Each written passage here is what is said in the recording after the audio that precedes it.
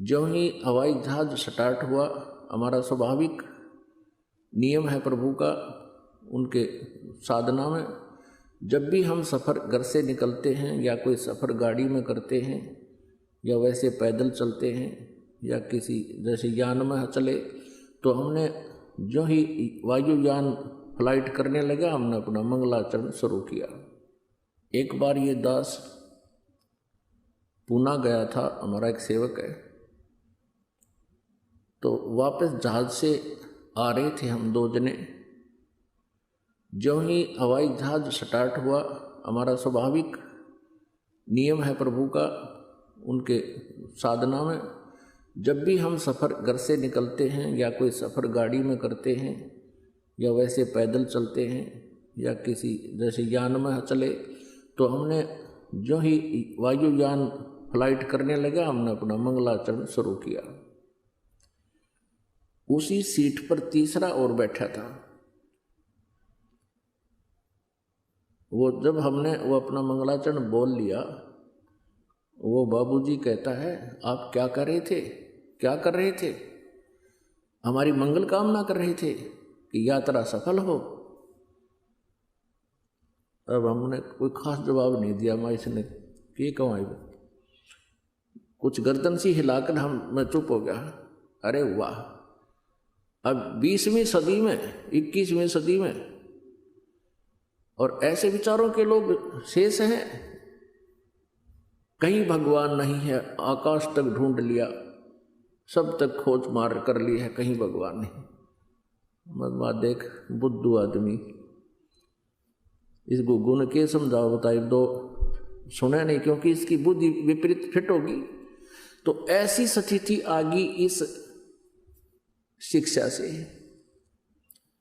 लेकिन ये शिक्षा अब अनिवार्य थी। अब इस भूल को मिटा दिया जाएगा। जो भूल हमारे लगा दी इस शिक्षा ने, जिसको विज्ञान बोलते हैं। विज्ञान का अर्थ विशेष ज्ञान होता है, विज्ञान का अर्थ भिन्न ज्ञान भी होता है। तो ये तत्व ज्ञान भी विज्ञान है। जिस विज्ञान ने हमारे को बर्बाद कर दिया, अब ये विज्ञान, ये तत्व ज्ञान हमें फिर से आबाद कर देगा। तो पुण्यात्माओं, परमेश्वर कबीर जी ने 600 वर्ष पहले कहा था कि धर्मदास तो लाख दुहाई, ये मूल ज्ञान, ये तत्व ज्ञान की तो बार ना बताना। परमेश्वर ने अपनी वाणी में लिखा है, कबीर सागर में, सच्चिदानंद घन ब्रह्म की वाणी में, सूक्ष्म वेद में, उस तत्व ज्ञान में, कि 33 अरब वाणी हम बाख्या, यानी 33 अरब ज्ञान हम बाखा, और मूल ज्ञान अभी तक गुप्त ही रखा। अब 33 अरब वाणी बोल दी परमात्मा ने, 33 अरब, और वेदों में तो कुछ 2000 मंत्र भी कोई ना। और उस परमेश्वर ने कहा 33 अरब मंत्र श्लोक बोल दिए हमने, वो कुछ एक संग्रह किए गए हैं, और कहते हैं मूल ज्ञान हमने गुप्त ही रखा।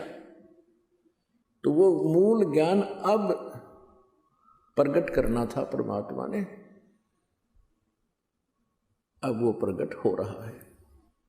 सन 1947 से भारतवर्ष स्वतंत्र हुआ, उसी समय से समझ लो या पिछली पीढ़ी, यानी दूसरा मध्य का चरण शुरू हो गया। प्रथम चरण में परमात्मा आए थे और मगहर से सहशरीर चले गए थे।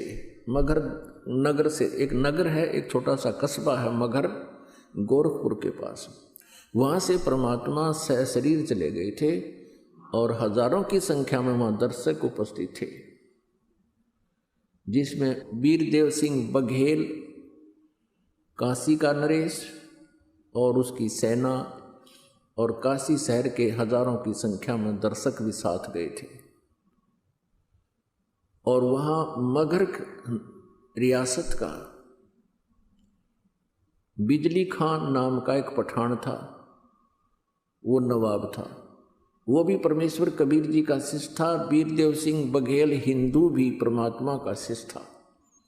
वो दोनों ही भाई उपस्थित थे। हिंदू और मुसलमान दोनों ही परमात्मा के ज्ञान से परिचित हुए थे, दोनों ने परमात्मा को गुरु धारण किया था।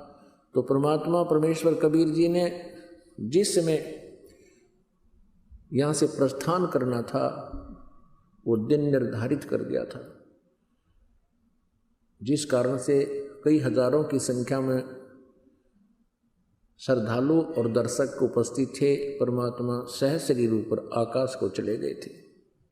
आप सुन रहे थे जगत गुरु तत्वदर्शी संत रामपाल जी महाराज जी के मंगल प्रवचन। अधिक जानकारी के लिए विजिट कीजिए हमारी वेबसाइट www.jagatgururampalji.org। संत रामपाल जी महाराज जी के शुभ आशीर्वाद से पूरे विश्व भर में 500 से भी ज्यादा नाम दीक्षा केंद्र हैं, जिन पर संत रामपाल जी महाराज जी द्वारा ऑनलाइन निशुल्क नाम दीक्षा दी जा रही है। अपने नजदीकी नाम दीक्षा केंद्र का पता करने के लिए संपर्क करें 8222880541।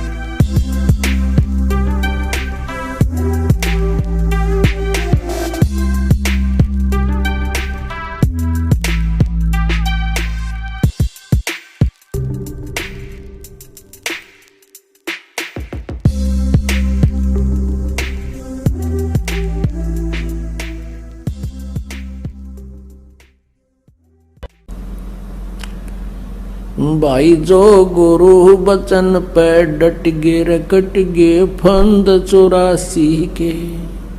भाई जो गुरु बचन पे डट गे रकट गे फंद 84 के।